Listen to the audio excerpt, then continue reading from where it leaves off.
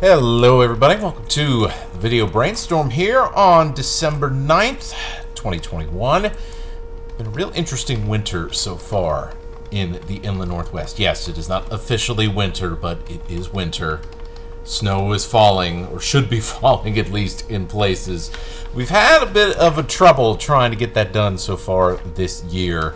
In fact, our snowpack around the inland Northwest has been pretty hard to come by, and you can see that where you see the red. That's bad. That's under 50% of what we would be normally seeing here. Is now we are into the second week, the beginning of the second week of December, and there's multitudes of reasons for that. We had a very warm month. It's been warm across the entire West as a whole, all sorts of different things.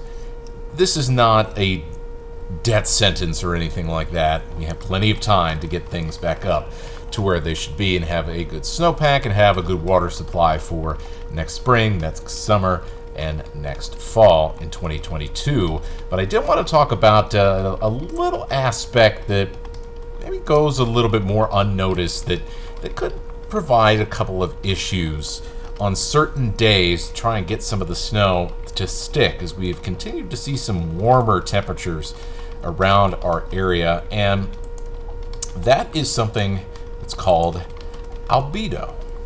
What is albedo?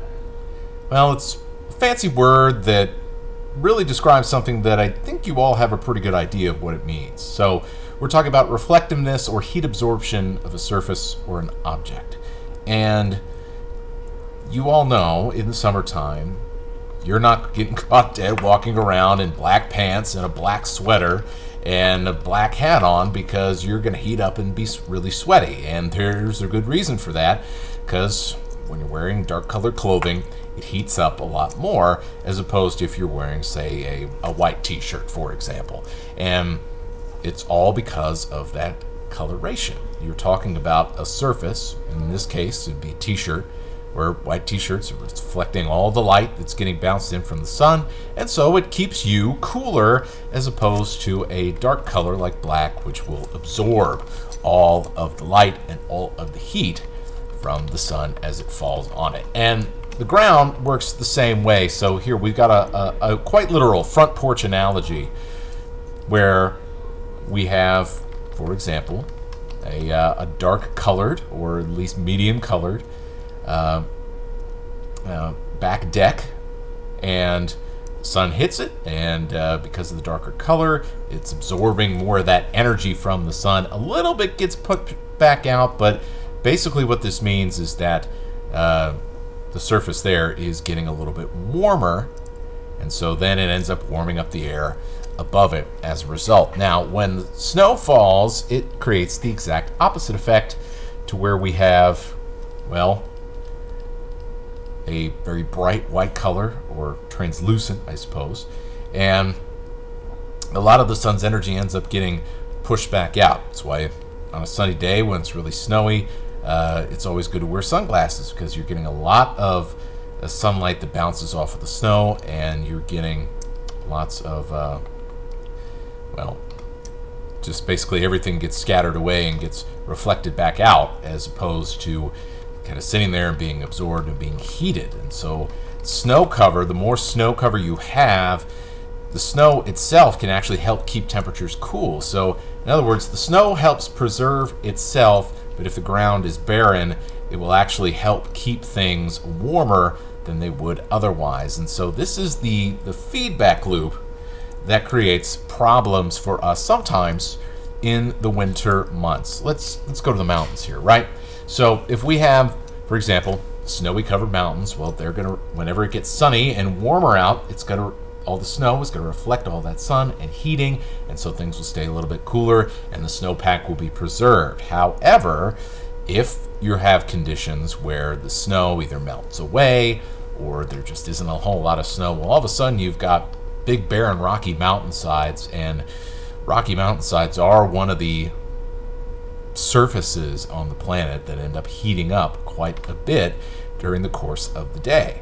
So now you have, and we've talked about this before when we talked about fog and inversions around the inland Northwest, now you have areas where it's a little bit warmer at some of these higher elevations, because you have all that kind of bare ground and rock being exposed to the sunlight at times during the day, and that helps keeps things a little bit warmer. It's just one small little slice of the pie, but it can be enough sometimes to make things a little bit harder for that snow to stick and for the snowpack to be an issue.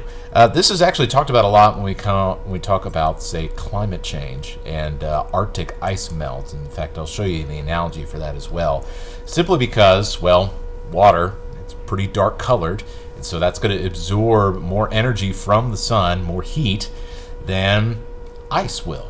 Ice, bright white color, will reflect a lot of energy back out. So it almost becomes, it's a feedback loop. It's a self-fulfilling prophecy where the more ice melts, the more that dark ocean surface is exposed to the sunlight, the more heat absorbed, the more ice melts. And it just keeps going and going and going. And we can get into some of those loops with our snowpack as well. So it's something that doesn't come into place all the times and isn't the biggest factor when we're talking about trying to keep our snow on our mountainsides and saving it for the spring and the summer. But it is something that we have to keep an eye on from time to time. And that's why getting snowpack, getting snow on the mountains early is crucial. So hopefully we can have a better month, a better rest of December than we had in November and early December. All right, so that's what we're talking about. Albedo, now you know, reflectivity and heat absorption. So if you enjoyed this video brainstorm, give us a like, give us a subscribe here on the 4 News Now YouTube channel. We have forecast updates. We have all the latest news stories that you can watch back again if you missed it during the day. Lots of updates. We're really looking forward to help growing this channel, and here, the brainstorm is a part of it. So thank you for watching. We'll see you again this weekend.